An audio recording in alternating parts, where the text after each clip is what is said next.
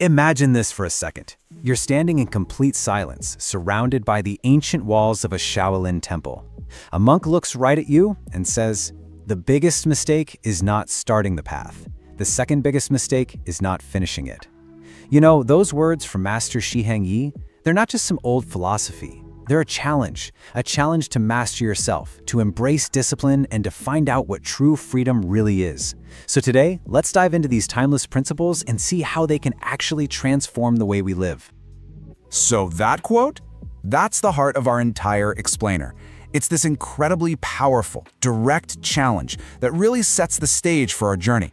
See, it's not about being perfect. It's all about persistence. So what does it really mean to start the path? And maybe even more importantly, how do we find the strength to see it through, to finish it? Well, according to Shaolin wisdom, the answer starts in one place, and one place only, inside you. And that leads us right into our first section, mastering your inner world. I mean, think about it. Before you can even hope to change your circumstances, or your job, or your relationships, you have to get a handle on the one thing you actually have control over, yourself. This isn't just a suggestion, it's the absolute, non-negotiable first step. So what is self-mastery anyway? It's definitely not about bottling things up or suppressing who you are. It's about clarity. It's about having the ability to create a little space between a feeling and your reaction to it. It's knowing what you truly want, not just right now, but in the long run, and then actually guiding your actions toward that vision, instead of just getting yanked around by every little impulse or mood.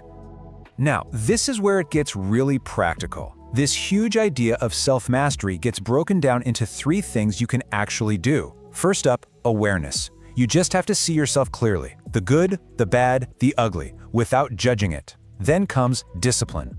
That's where you build the habits to actually act on what you're aware of. And finally, courage. Because let's be honest, real growth happens right at the edge of your comfort zone, and it takes some serious guts to hang out there. And you know, that idea of discipline leads us straight into our second section, which has what is probably the most counterintuitive idea of them all, the freedom paradox. We're so often taught to think of discipline as a cage, right?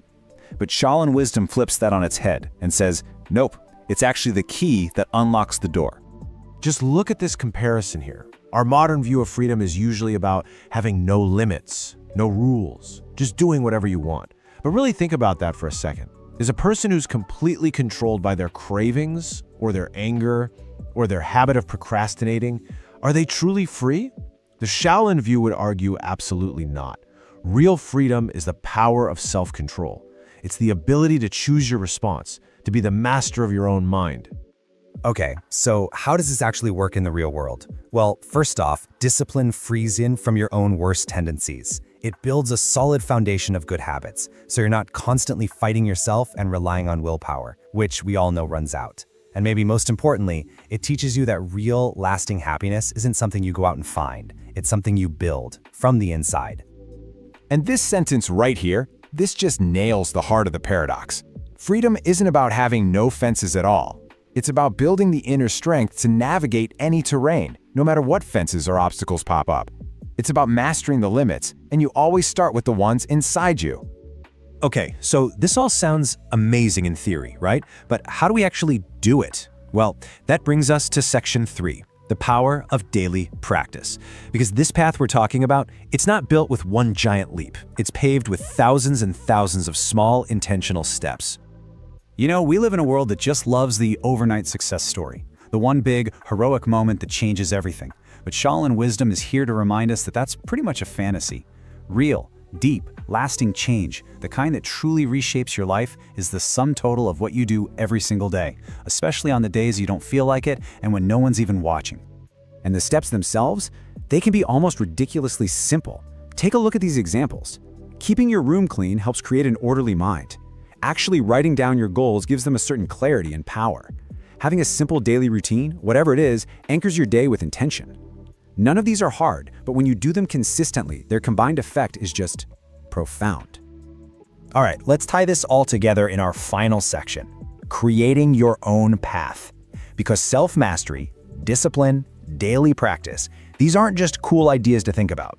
They're the actual tools you use to consciously and actively build the life you want to live. And this right here, this is a massive shift in how we think about goals. The point isn't to someday arrive at some perfect destination. The goal is the path. It's about finding meaning and strength and purpose in the process, in the journey itself, in how you handle the tough stuff, how you treat people, and just how you show up, day in and day out. And this is what it all leads to. This is the ultimate outcome we're building towards, a creator's mindset. You stop being a passive observer, just letting life happen to you. Instead, you start using challenges to get stronger.